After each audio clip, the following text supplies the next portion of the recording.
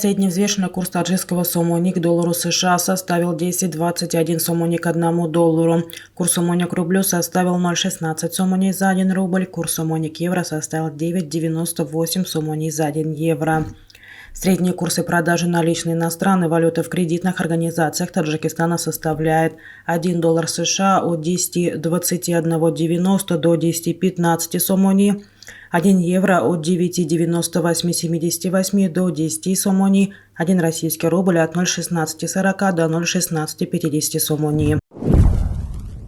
Мировые цены на нефть в понедельник утром снижаются после роста в течение 5 предыдущих торговых дней. Цена на нефть марки Brent составила $97.16 за баррель, марки WTI $91.91 за баррель.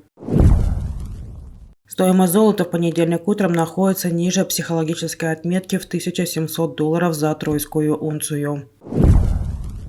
Президент Азербайджана Ильхам Алиев заявил, что в 2027 году объем поставок азербайджанского газа в Европу достигнет как минимум 18 миллиардов кубометров.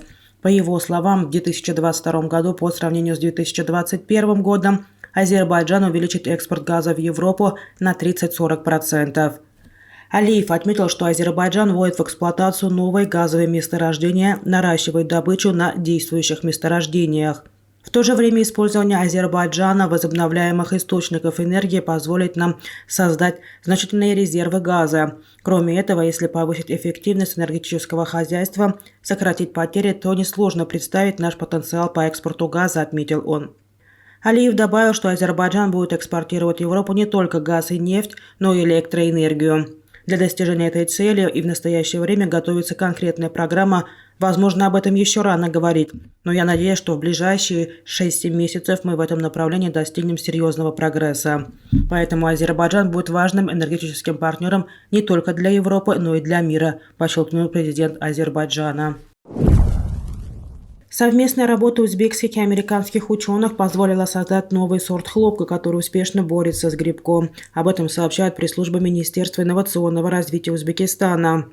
Проблема уничтожения урожая хлопка грибковой инфекции довольно широко распространена в Узбекистане и в Калифорнии, впоследствии чего учеными было принято решение разработать метод борьбы с этой проблемой. Результатом стало выведение гермоплазы новых видов хлопчатника, которые в ходе исследования показали отличные результаты по борьбе с паразитом. На данный момент проводятся дополнительные тесты специалистами геномики и биоинформатики. Мировая экономика находится в таком сильном стрессе, за которым неминуемо последует новый режим. Об этом пишет журнал Economics. Признаки шатания привычного экономического порядка говорят о том, что через болезненные потрясения макроэкономических процессов появится новая эра развития.